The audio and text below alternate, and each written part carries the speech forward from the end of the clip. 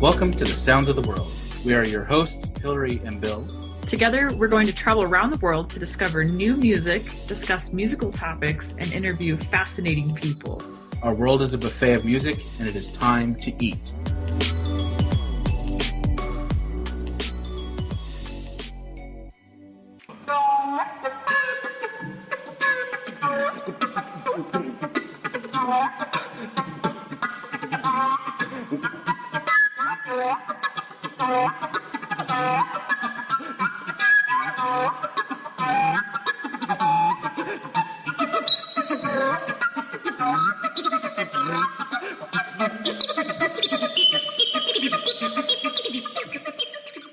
All right, welcome back, everybody.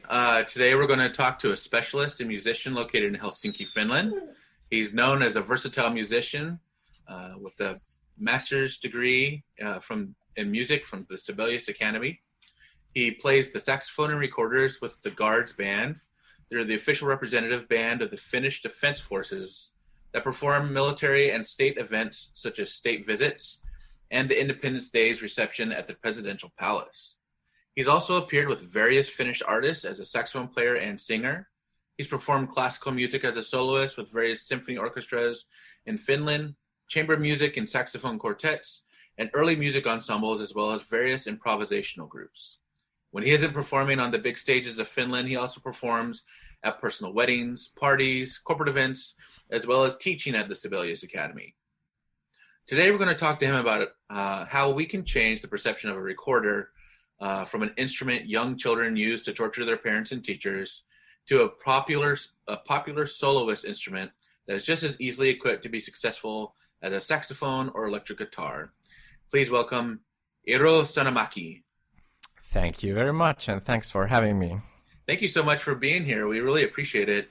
Our listeners might notice that Hillary's not here. She had a little conflict, but that's okay. We'll hold the fort down with her.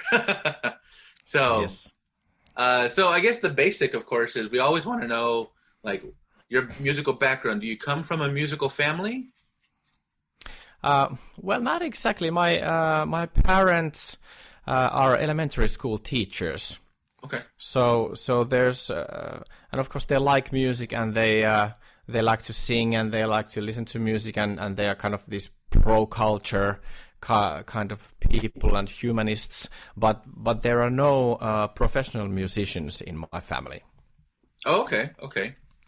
And so when did you get started interested in music and deciding that's kind of how you wanted to head your life into? Well, that happened when I was 20 years old, but because I had other plans before that. But when I was 3 years old, my parents took me to this music play school in Tampere, which is the kind of the second largest city of Finland, where I was born. And in the music play school, we started to play the recorder when I was 4 years old.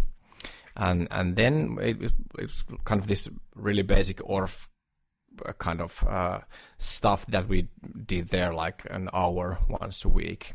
Okay. And then when that thing ended, when I went to elementary school when I was 7 years old, then kind of the leader of the music play school said that I had some talent and I should apply to a conservatory or a music school to start recorder playing as a hobby. Wow. And so I did, and I got into the music school, or the Tampere Conservatoire, where I started to learn the recorder at the age of 7, and then took on the classical saxophone at when I was 12 years old. And then during my teenage years, I also went to this kind of pop band school or jazz band school there in the Conservatoire. And in high school, I went to this high school which they had this kind of line for arts and cultural stuff. So I did this various kinds of music styles and genres with different kinds of people and with different instruments and with singing, and I went to a choir and so on. But I never thought that I would be a professional musician. I wanted to be a journalist, a music journalist maybe, or something like this.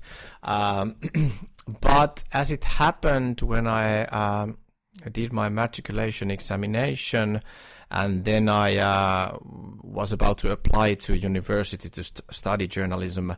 I got this job as a recorder teacher in the same conservatoire that I went to in Tampere for 12 years. And I taught there for a couple of months, like 20 hours a week or something. So I didn't really read to the entrance exam of the university, and so I missed my chance to become a journalist.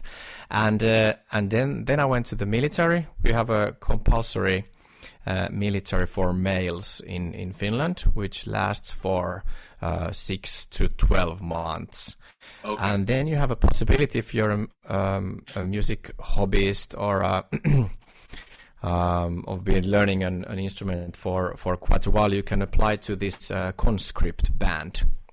And then I heard about this conscript band, and I went there, and I stayed there for 9 months. And in about like halfway my military service there in the band, I discovered that I want to be a professional musician. And I think that was partly because I was quite talented when I was young, playing the recorder and saxophones and playing the piano and singing and doing all this stuff.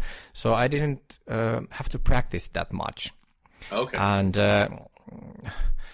And I think I learned my skills by playing and performing and meeting new people and kind of swimming there in the big picture. But there in the military, when it was more structured, that you had to practice in your own little practice room for like 2 or 3 hours. Somebody told you to now practice saxophone for 3 hours. So maybe that kind of lit a lamp over my head that okay, so if I do this practicing thing, then I get better in this, and then this might lead to something. So then I applied to Sibelius Academy with the recorder and saxophone, and also to the music education department, and then got in with the recorder. But on the first semester, I got this call from a saxophone teacher that why aren't you attending my lessons? And I was like, well, I didn't get in with the saxophone, I got in with the recorder. Yeah, but you are listed here in my student list. So somebody had arranged kind of a side instrument deal with him. I think he had some free space in his class or something like this. So then I got lessons in both instruments with recorder and saxophone. And then I made diplomas in both during the 10 years I spent in the academy. And in the middle of my studies in 2004, I got this position in the Guards band as a saxophone player, and I've been there like over 15 years now. Oh, cool. I mean, that answered one of the questions that I had thought of, is like, did you have to go through a whole basic training to be in the Guards band, or was it more of like you were skilled enough as a musician that they just needed someone to perform? Yeah, the system nowadays in the military bands, they used to have different system that included more of this kind of military training and so on. But nowadays, it's almost like the same as in symphony orchestras. So they have a position open, and then there's an audition, and the best one wins. Okay. So it's a military position. Yeah, it's a military position, but the people working in the military band are all professional musicians. So it's always like music first, and then comes the military stuff. Of course, the military stuff is important, and you have to do some basic military courses during your career. But still, we have the Radio Symphony Orchestra here in Helsinki, and then we have the Helsinki Symphony Orchestra, and then we have the Guards band. So we kind of want to connect with the other professional orchestras in Finland. We have also, I think we have 5 other military bands at the moment, professional bands here in Finland. Oh wow! Okay. Yeah. So, what was it about the recorder that really kind of grabbed your attention? Because, I mean, like I joked about, in America, we hear the recorder, like we see the little kids bring home these plastic recorders, and parents kind of, they go, oh no, here we go, like, oh no, what's going to happen to my ears? Yeah, so. It's the same everywhere. It's the same also in here. It's the same in Europe. It's my life is kind of this that I hear this every time I say what my profession is. I hear this. There are also people that well, when you play the recorder and the saxophone, you kind of and you meet new people. Then you can choose what instrument should I should I say to that new person that I'm a professional in.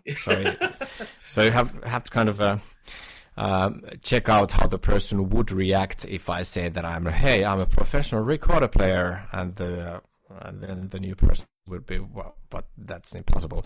But if I say, hey, I'm a saxophone player, then, oh wow, it's great, you play the sax, yeah, right. So my life is kind of full of this explaining that yeah, the recorder is a real instrument, and yes, it bothers me that I always have to explain this, right. But then, it really gives me strength that when I perform and people hear the recorder for the first time played by a professional, so that really opens their eyes and ears for the instrument, and they usually just love it because they have never heard it played, properly. Right. But for me personally, why I kind of chose the recorder, I didn't choose the recorder. That was my first instrument. I never wanted to stop.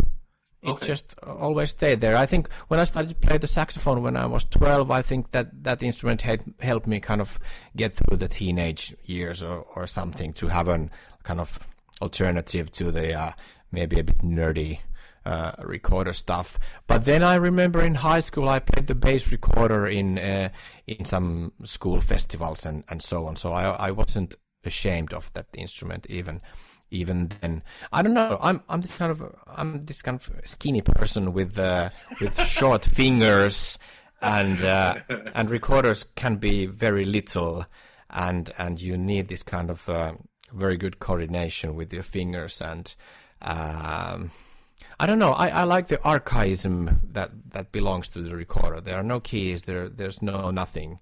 The contact is very straight from the human to the instrument. Right. So I think that's something that I like. And now as a professional, I have 20 different recorders. So wow. So the world is kind of it's huge, and I should buy recorders all the time. So to expand my views and kind of, we have this thing as professional recorder players that we want to, if we perform Renaissance music, we want to use copies of Renaissance instruments. Right. And the same goes with baroque, and then there are all this transposition stuff, and there you need recorders in different pitches, and then there are modern recorders with which you play the modern music, and so on. So the variety of instruments it's just overwhelming. So when I go to perform, I don't have one plastic soprano. I have usually 10 recorders. Oh, wow. Which most of those are handmade, and some of those are factory made. Wow. So that's a thing that really really fascinates me, and maybe it's also as a child you don't think about those kinds of things. You have an instrument and then you play. Mm-hmm. But then when you realize that in your teenage years or something, when all your friends stop playing because they just don't want to do it anymore, and then you continue, and you start to wonder why I'm still doing this. Maybe it's the thing that you're a bit different.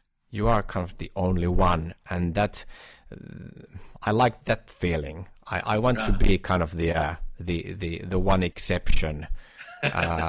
and maybe it's partly I want to stand out a bit, and if you're a recorder player, you must want that, because if you're kind of the shy recorder player, then it doesn't get you anywhere. You have to be bold and powerful to promote yourself and your instrument and your business.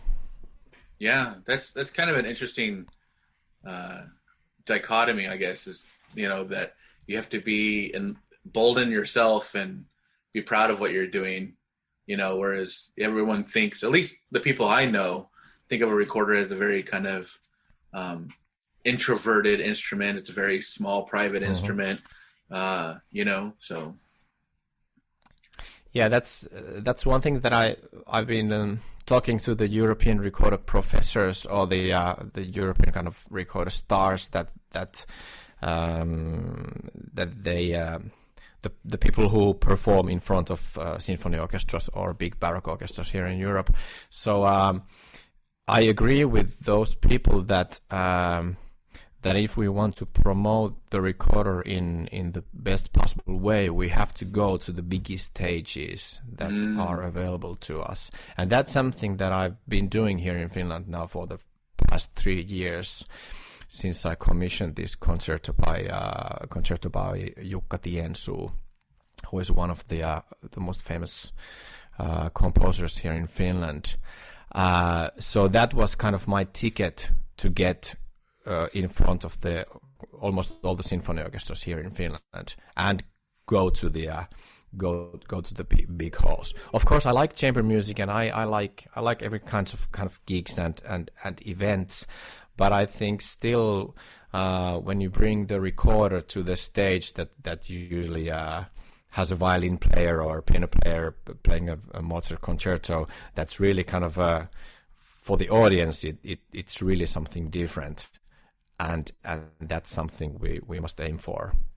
Yeah, I think it definitely changes the perception of it, at least, too. With at least audiences who are maybe not as educated. The recorder for audiences, especially, I think it's good to have that change. And I think the one thing I really didn't know before talking with you previously on like Instagram and stuff was that there's such a huge range within the recorder family. I usually think of like, oh, well, there's the usual soprano recorder that we're all used to seeing, maybe something a little bigger, but that's all I could think of, Yeah. There's the medieval ones, and there's the Renaissance ones, and there's the transitional ones, kind of, which fit in between the Renaissance and Baroque models. Then there's the early Baroque models and Baroque models, and then the recorder's cousin, the chakan, which was played in Vienna in the 1850s or 40s. Okay. And then there are the modern recorders, which were invented in the last 50 years or so. And then when you have these in different sizes and different pitches, then you get your 100 recorder collection.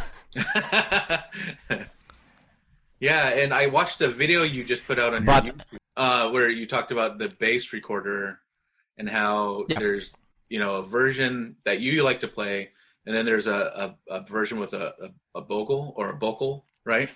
Yeah, so the recorder that we talk about as a bass, like as you talked about the soprano and alto, and then when we go lower, there's the tenor and the bass. So the bass is just the highest instrument of the bass recorders.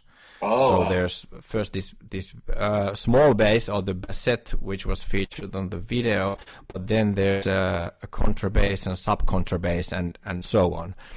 And the biggest recorder in the world is a 3 meter tall Renaissance recorder, which is built by Adriana Breukink, this Dutch recorder maker.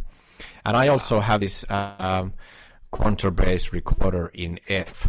And that's a really, really wonderful instrument for, of course, some ensemble music playing, because you get this really warm and wide sound of it. But those bass instruments also work really great in contemporary stuff and for the improvisational stuff. Wow. Yeah, the variety is huge. And about the audience, I like kind of I really like talking to the audience and kind of educate them in a nice way by playing, but also by telling about me and my instruments and my profession and so on, because it's so rare. We have like 40 people here in Finland who have their masters in recorder playing. Wow. And I don't know, maybe 20 of those are people who are active in teaching, and then there are 10 to 15 people who are active also in playing. So it's really a tiny proportion of all the people in here, and globally, of course, it's the same. Wow, that's I was trying to think if I knew anybody else that might be, as passionate, or at least maybe an amateur recordist, but no, I mean, the only ones I can think of, most of the people that I might have thought of were already in Europe or something, and I'm sure there's some in America, but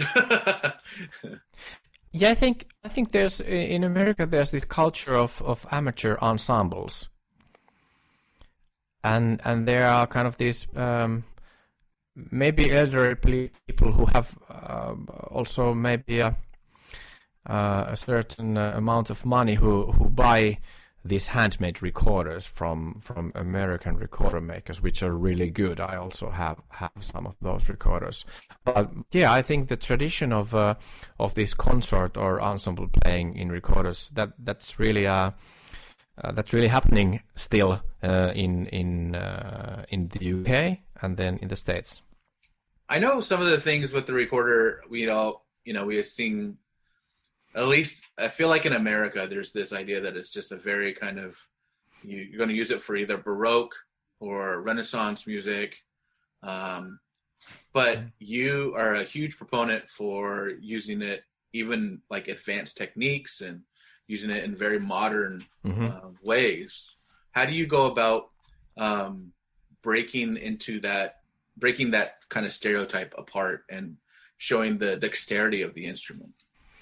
When I was studying, I was given the first contemporary pieces maybe on my second year, and I was really intrigued by those because I hadn't at that time I hadn't been playing any kind of those extended techniques or nothing of the sort, and I really liked that stuff because you could also it gives you more possibilities, because if Mr. Bach has written a D, then you have to play the D. But if somebody has written a multiphonic or some like graphical notation or something, that gives you more flexibility for the performer to do whatever the performer pleases, and you don't have to kind of you need to push yourself to the limit, kind of in your own expression, and not just practice with the metronome to get the notes and the intonation right. So maybe that was something that I discovered that worked for me, and then I started to commission works in 2004 here in Finland, and now I have premiered like over 30 works for recorder, also 3 concerti, and the next concerto is coming next year by this Finnish composer called Kalevi Aho. So contemporary music has been a huge deal for me, and partly because I fell in love with the contemporary stuff in my years of study, but also because the professional players in Finland who are a bit older than me, they all play early music mostly. So the kind of there wasn't really space for me to kind of get gigs in the baroque orchestras or this kind of ensemble, because those positions were already taken by the others. So I thought that, okay, I like this contemporary stuff and nobody's doing this. So then, okay, I'll start to do this. And that was a decision that I made like 15 years ago. And now it started to bear fruit also in the baroque stuff, because when I got this Jukka Tiensu concerto for me 3 years ago, I thought that it might be possible that in some point I could be featured as a soloist of a symphony orchestra without contemporary music, or just playing baroque. And that happened a couple of weeks ago with the Lahti Symphony Orchestra, where I just played a Telemann C major concerto, and that's it. Wow! So that was kind of my way of to become a baroque recorder player, but through contemporary music. Okay. You kind of went through the back door rather than. Yes. Yeah. And I still don't work that much with the kind of the low pitch ensembles or low pitch orchestras here in Finland. Maybe it's just because I play saxophone, which is a modern instrument, so I know a lot of people who play the modern instrument. So I don't collaborate like in my daily life that much with the early music specialists, although I know them and I occasionally play with them, but kind of the modern musicians are more my gang, maybe. Because of my just for practical reasons. Right. I like all people, of course. The people who play in 415 and people who are playing in 442. I understand that. Yeah. So, what are some of your favorite kind of advanced techniques, or I guess non-standard recorder techniques? Well, I like the multiphonics very much because they are quite easy to do with the recorder. So you just find a suitable fingering, and then you blow kind of a bit too much, and then you get a really nice multiphonic. And then, of course, the recorder is famous for its ability to articulate very fast and with a variety of articulations. We have this digga digga diddle diddle ticka ticka lere lere tuk tuku. We have all these different articulations, and then when you overdo them in the contemporary kind of manner, then you get these really nice sounds. What else? Maybe the glissandi. I like the glissandi very much because the instrument doesn't have any keys, so I can do like 2 octaves of glissando. And that would be that would be achieved by sliding your fingers up and down the body of it, or yes. Okay.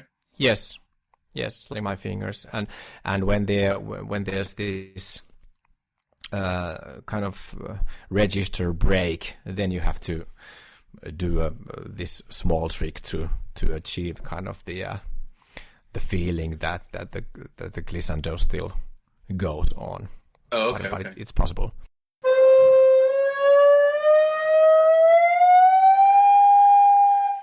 And then there's we have this thing in the mouthpiece which is called the labium, which is the part after the kind of the air canal that the airstream comes out, and that's the part of the recorder where the sound is produced.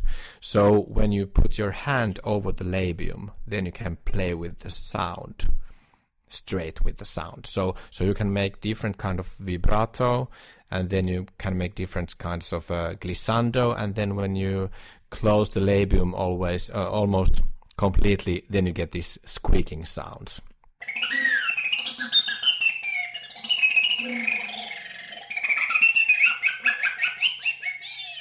And then I've been doing quite much of this improvisation stuff with beatboxing. So in beatboxing, I used the articulation of sputato, which is this very hard tonguing called straight to the mouthpiece, and then I use flatterzunge or frullato combined with that, and then combine the labium stuff and combine the glissandi with a tenor or bass instrument. So then you get this one-man band kind of feeling with the recorder, and I think that's really something.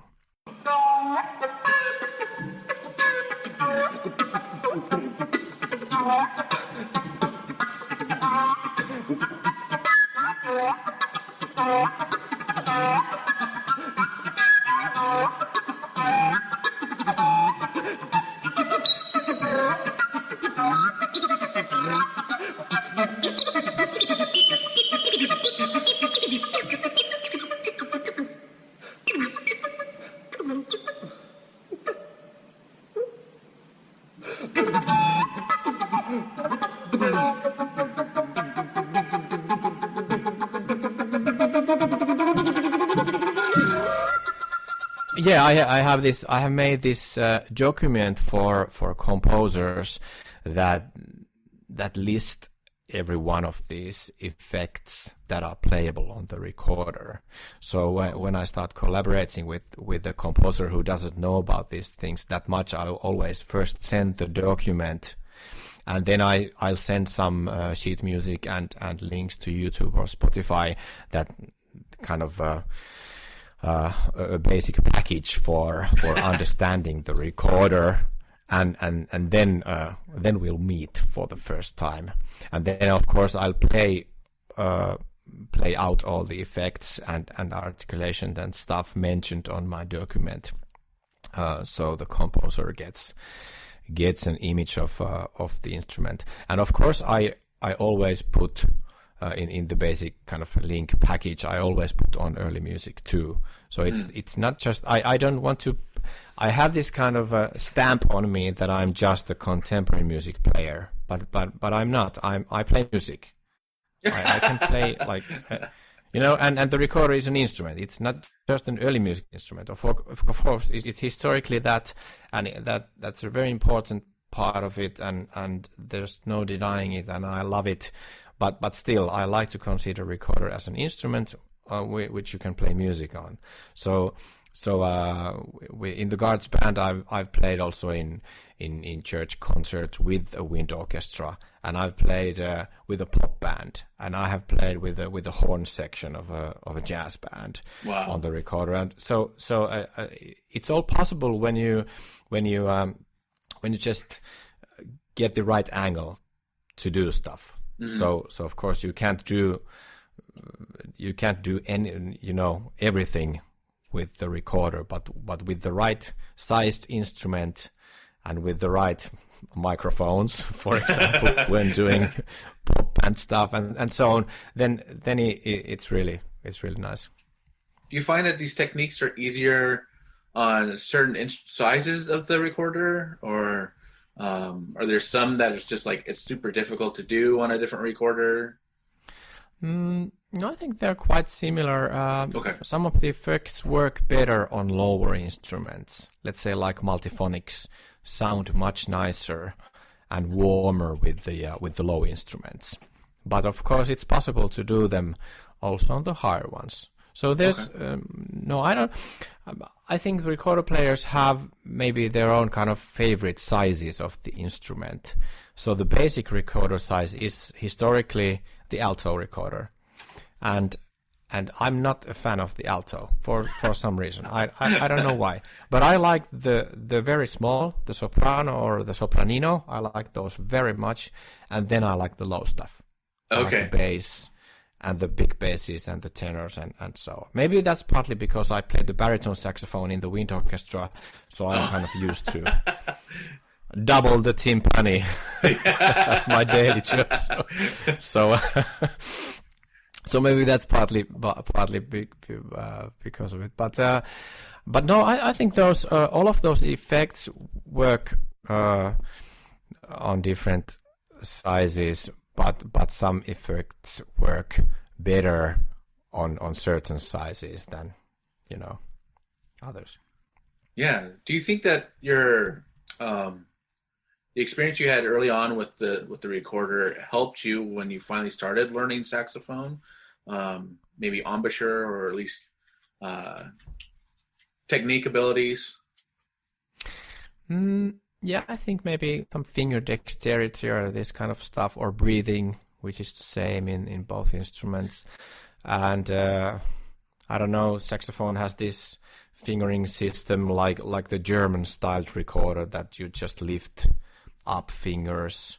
I don't know if that had that much of that much help for me with the saxophone. I don't know. I was very eager when I started the saxophone. So the I remember that the teacher tried to kind of slow me down, because he handed me some music, and then I just went on and on and on, because I played the recorder for a couple of years. So I just thought that I do everything, but because the saxophone playing has an embouchure and recorder playing doesn't, that's a huge thing that you have to learn, first. So finger dexterity, that's another thing, but the embouchure is more important, I think, at least in the beginning. And nowadays, I try to kind of do all my stuff periodically, if possible. So like 2 weeks ago, I was a recorder soloist, and then this week I premiered a piece for saxophone quartet and wind orchestra, and I played baritone saxophone. So I've not been playing the recorder this week, but then I have another gig in like 12 days with the symphony orchestra and with the recorder. So now I'm just practicing the recorder and not the saxophone. Okay. So you have to choose, because it's very different to play baritone saxophone. It's very kind of this physical, sometimes brutal instrument where you need power in your lungs and diaphragm, and also in the fingers, and playing the sopranino recorder, which is this tiny feather in your mouth. So it's very different. But I think still it's a nice combination. At least the lower saxophones, because the embouchure, because you need a proper embouchure also on the baritone, but it's not that hard to not play for a couple of weeks of baritone saxophone and get back to baritone saxophone playing, like compared to soprano, which is always really, really difficult. If you miss a day of practice, then you are out of here. You start from the ground up again. yeah. So and also the lack of embouchure in the recorder playing helps really a lot in this kind of double instrument stuff. Oh, I'm sure. Yeah. Do you have anything coming up? Let's see, early December. The 6th of December, we usually have this Independence Day ball here in Finland. Okay. Which is hosted by the president. And then our orchestra is always there playing some background music for the guests, and it's all televised. It's the most popular TV show of the year. Half of the nation watches it. But this year, because of COVID, the regular stuff is cancelled. Usually it's my kind of my moment of the year, because I'm leading the pop band which plays downstairs in the end of the evening, the dance music to the president and the guests, and that's kind of the high point of the evening. But that's cancelled now, so I don't really know what's going to happen this year. Okay. On the 6th of December. And then we should have some Christmas concerts with our orchestra, with this, she might be the most famous soprano, Finnish soprano called Karita Mattila, who has this great international career. Okay. And we were really, really lucky to have her as our soloist, but with COVID, I don't know what's going to happen. At this point, we are having those concerts, but after the Christmas concerts, the next big thing for me is autumn 2021, when I premiere the Kalevi Aho concerto for recorder and chamber orchestra. Okay. So I haven't really been promoting myself or being that active in getting new concerts or new collaborations or gigs because of the corona, because it's you never know what's going to happen. Right. And then if you process lots of your time and effort, and then it gets cancelled, then yeah. Yeah.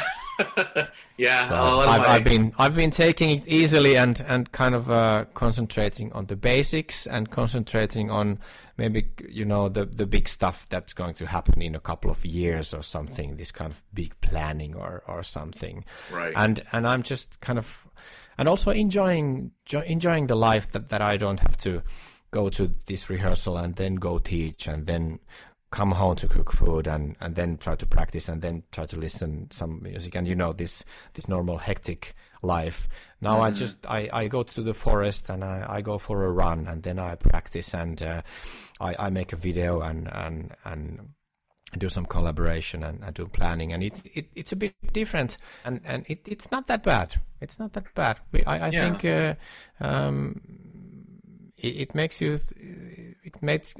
you think the value of your free time, and then also the structure of your everyday life, that how you should divide your time. Oh yeah. And so I think it's not all that bad. Yeah, I think if there's any good thing to come out of COVID is that it might help people reassess the importance of what is going on in their days. I know for me, it's been great because I get to spend the day with my kids, and we go through school, and I get to spend time with them. I get to actually see who they are as a person rather than, someone that I saw in the morning for 5 minutes before I went off to work, and then right before bed when I got home from work, so yeah, it's good. I don't have to just look forward to vacations to reconnecting with my children. Yes. Well, I know as a composer, you sent me the booklet that you made of techniques and videos and stuff, and it was instrumental and really amazing, and mind-opening, If there were any composers that were listening, what were some things that you would really, ideas that you wish to pass on to any composers that might want to compose for the recorder, but are kind of stuck in this mindset of like Baroque or Bach and things?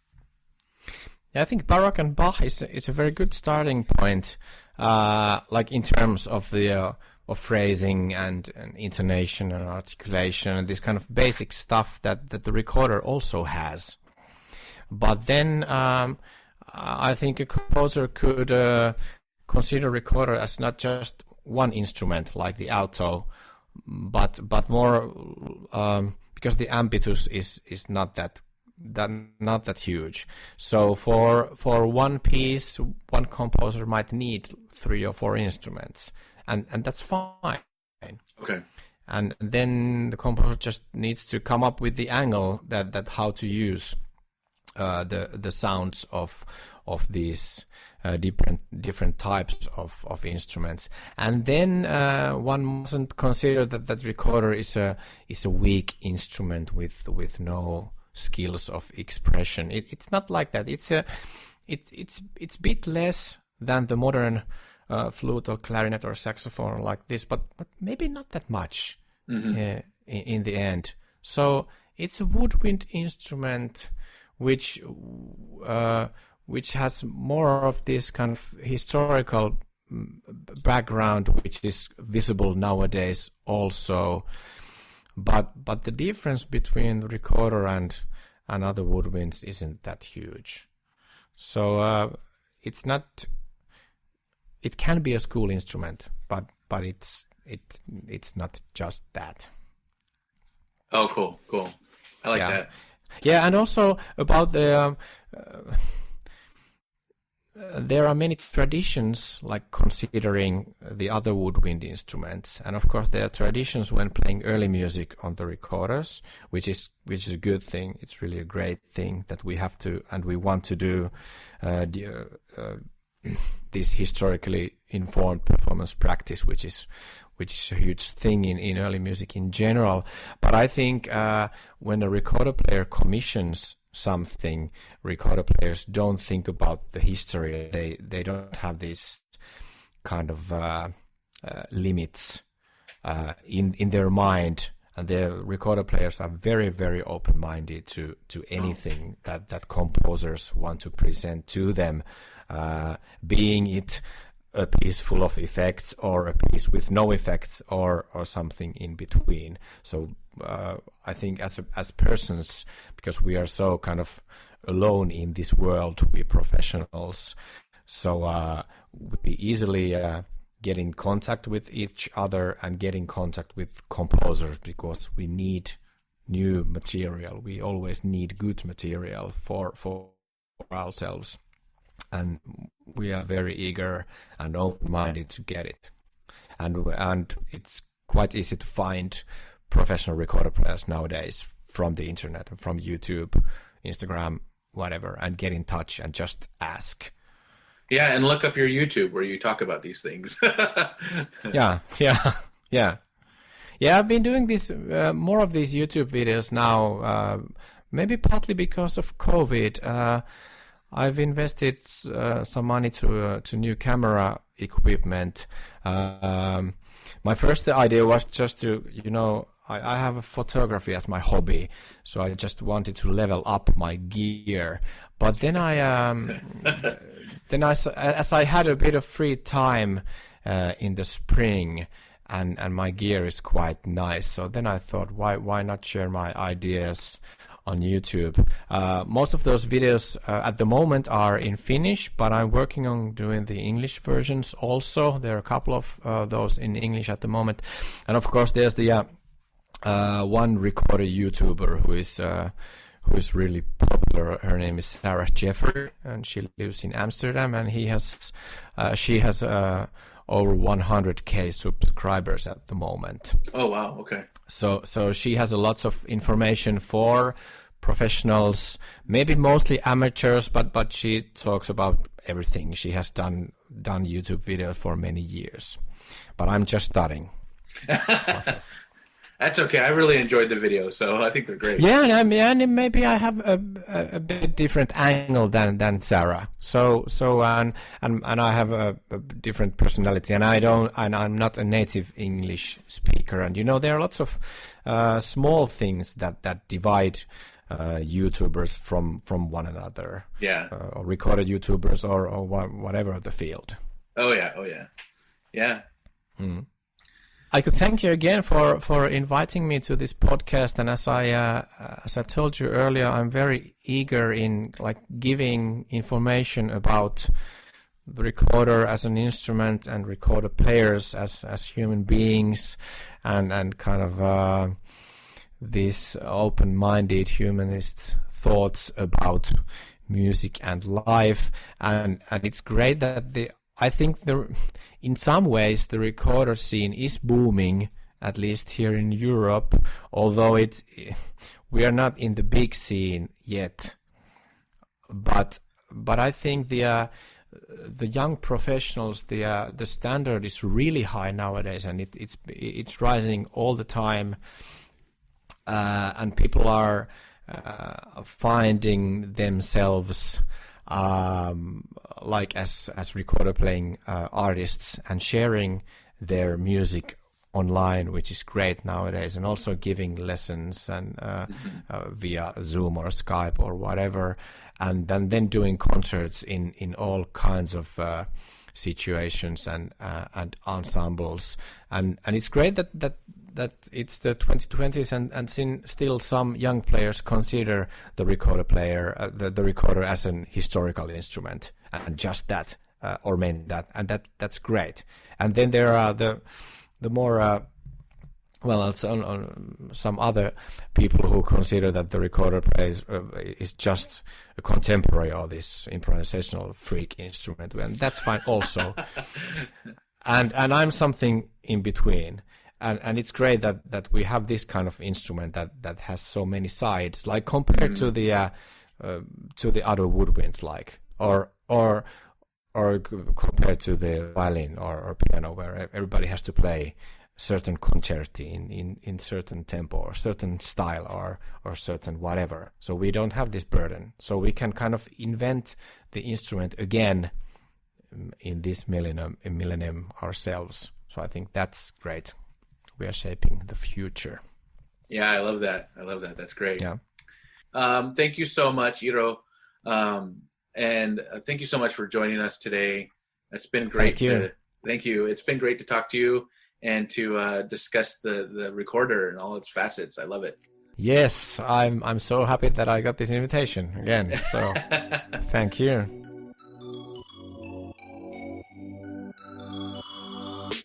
Thanks for listening to the Sounds of the World podcast. We hope you enjoyed the episode.